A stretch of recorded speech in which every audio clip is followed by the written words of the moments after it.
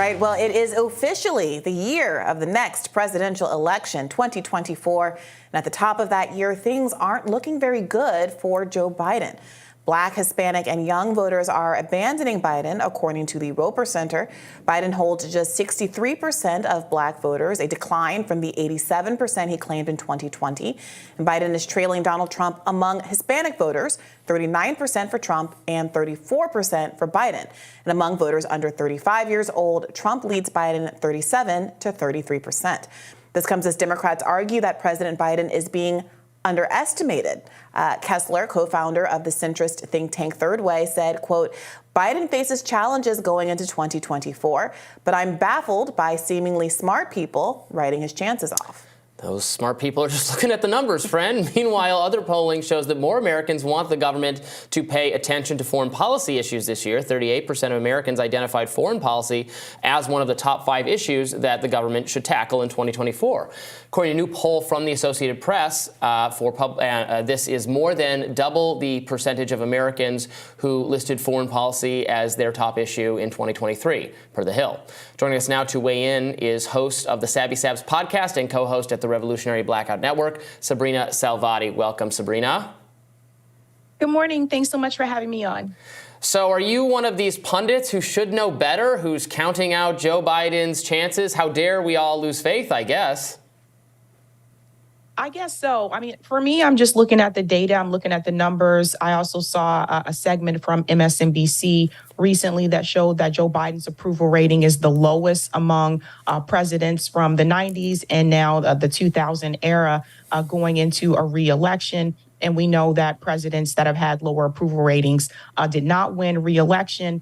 So I think what's really important for people to understand, if we want to look at the issue with Joe Biden losing black voters and Hispanic voters, I believe this particular segment of the population is surrounded by the issue of immigration. So one of the things that I've seen voters in Chicago and New York City, African-American voters, very vocal about the fact that migrants have come into their cities and Democrat politicians are giving them benefits that they have never given to African-Americans who actually grew up in those cities and did not come in by way of the border. So that's one of the issues that I think has been a recurring issue ever since previously under Joe Biden's election, since migrants have been coming in. That's one of the big issues that I've been hearing from African-American voters, particularly in those cities.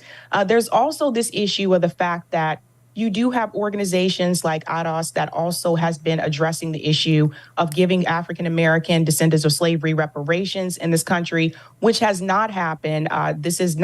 The U.S. government has not seemed to find a way to atone for slavery for African Americans in this country, but they have given reparations to other groups. For example, they gave reparations to Japanese Americans that were a part of the Japanese internment camps, and that actually happened under Ronald Reagan.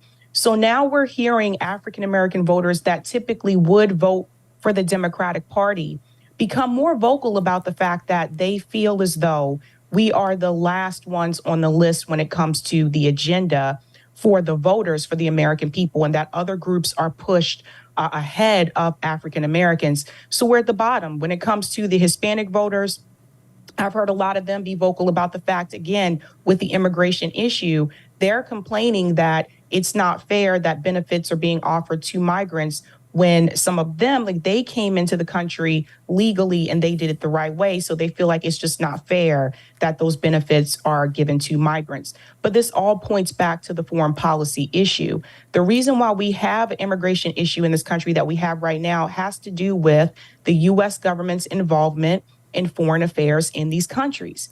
The U.S. government has implemented coups in these countries. They've overthrown leaders. They've stolen their resources. They've implemented sanctions on these countries. They've destroyed their economy. And that's why you have the influx of people coming in at the border. So I think in order to fix the immigration issue in this country, we have to fix the foreign policy decisions that the U.S. government has made in those countries. On Friday, Joe Biden, his administration went around Congress to approve emergency weapon sale to Israel that includes projectiles and related other weaponry. Many people were pointing to that Friday news drop. Those of you in the news are familiar with how these things work, is that oftentimes governments will put out news that they hope to get buried on a Friday to get lost in the weekend traffic.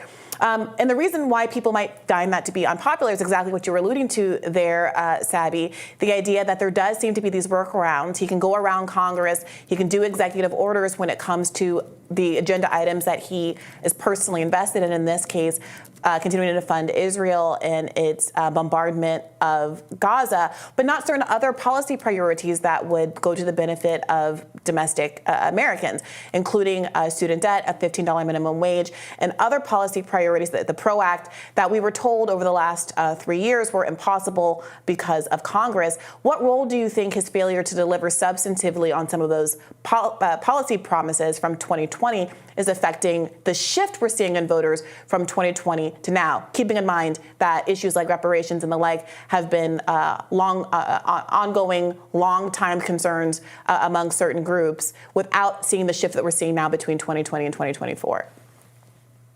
I think that Joe Biden made campaign promises that he knew he was not going to fulfill. One of the promises he made, you mentioned student loan cancellation. He did promise to cancel student loan debt for students that went to HBCUs. So we saw that didn't happen as well. And at the same time, we have seen Joe Biden's administration give billions of dollars to Ukraine. Before the war with Israel and Gaza, the U.S. government was already giving Israel $3.8 billion every year. And I want to remind everyone that in Israel, they have health care for everyone. They have free college for everyone. In this country, we don't have health care for everyone, but our government can give $3.8 billion to another country every year. Our government can give Zelensky billions of dollars. Again, another country. Where is all this money going? So people are seeing a lot of money go out the door under Joe Biden's presidency that maybe before people weren't paying attention to foreign policy decisions, but now they are, given the economic situation of a lot of Americans in this country and all the money that is going out to other countries. Yeah, depending on how you phrase this is actually, frankly, something that annoys many independent and conservative voters, that it seems like every other country's national security is a greater priority than domestic issues. Obviously, there's considerable disagreement over what's going on in Israel, but there is a very healthy suspicion of Biden and, frankly, of previous Republican administrations that were very concerned about goings on in the rest of the world. Plenty of Republican leadership were very supportive of funding Ukraine, even as the base absolutely revolted against the idea and finally persuaded some of Republican leaders to take up that cause. So it's interesting to see. I mean, how much do you think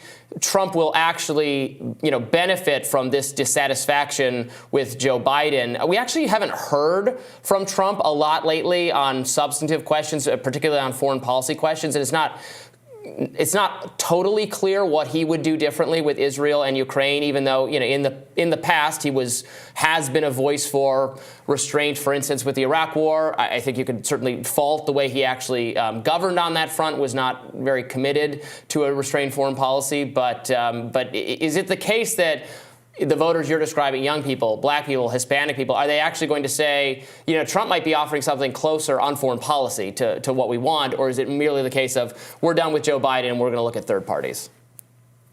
It's a little bit of both. Some voters have said that they're going to support Donald Trump. Some black voters have said that they're going to support Donald Trump because of the immigration issue and also because of all the money that's going to Ukraine. I think Donald Trump, in his last interview, I think he said he would have handled that situation differently. So some of them have said they're going to support him, and some of them have said that they're going to support third-party candidates instead because they have the correct position on Israel, like someone like Cornel West or Jill Stein, for example. People are tired of these wars. The American people, especially now today, we do have more social media platforms, of course. So people are very much aware of what is happening in these countries, and they're seeing images that mainstream media is not showing us, right? So People are tired of billions of dollars going towards war. People are tired of the sanctions. People are tired of American troops being sent to these countries to die for these countries. Like, for what? And what do we all get out of it in the end? There's just more dead people, and you're just benefiting the military-industrial complex. We just found out recently that the U.S. and the U.K. actually blocked a possible peace deal with Ukraine and Russia. So what is this really all about? To me, this just seems like a scam. It seems like a money laundering scheme, and more people are starting to call that out. More people are starting to be suspicious of how our money is spent in this country. I think it's also worth noting that a number of people who maybe held their nose and voted for Biden over Trump in 2020 are not doing so precisely because he has been too aggressive with his immigration policy, pointing specifically to his choice to use an executive order to authorize the continuation of Trump's border wall, which of course was a kind of a symbol of all things bad about Trump back in 2020. But many liberals who support Joe Biden are silent about. Now many more left-leaning, progressive-based liberal voters of Joe Biden's are saying, well, why would I hold my nose and vote for you again when you're going to further so many of Trump's policies that we objected to in the first instance? I also did want to come back to something that you said, Robbie, about there being significant disagreement about Israel. It's worth noting again that there isn't, in fact, especially when you look at Democratic voters, Biden's base voters, according to a poll at the beginning of last month. Democrats, 76% of them support a ceasefire, 57% of independents support a ceasefire, and 49% of Republicans support a ceasefire. So there is this ongoing question of why it is that Joe Biden is so far to, I don't know if you want to call it the right, but so far askew from so many of his own base voters and the electorate as a whole. Right. I meant differences between Democrats and Republicans on the issue, as you point out. But even then, basically half of Republicans still support a ceasefire, and those are not who Joe Biden should be prioritizing, obviously, as he's seeking to get his poll numbers up. Those are people largely who are never going to vote for them. We would never look at a Republican poll on how they feel about gun control or abortion or any other thing and say, well, Biden needs to be moving to the right to get that group right. We're looking at independents and Democrats who overwhelmingly support a ceasefire at the very least. I want to give you an opportunity to weigh in here before we wrap, Sabby. I think people just have to follow the money. Joe Biden has received the most money from the Israeli lobby than any other politician going back since 1990. So this is where a lot of some of his decisions in reference to supporting Israel, even though the majority of voters are calling for a ceasefire, this is where a lot of this goes back to. If you follow the money, then you'll be able to see how a lot of these politicians move the way that they do and why they make the decisions that they make. So the short story is that Joe Biden sold out a long time ago. He was never really going to advocate for American people in this country first. He was already bought and paid for, and you can see that if you look at his funding under Open Secrets. Sabrina, thank you so much for joining us here in the new year. Thank you.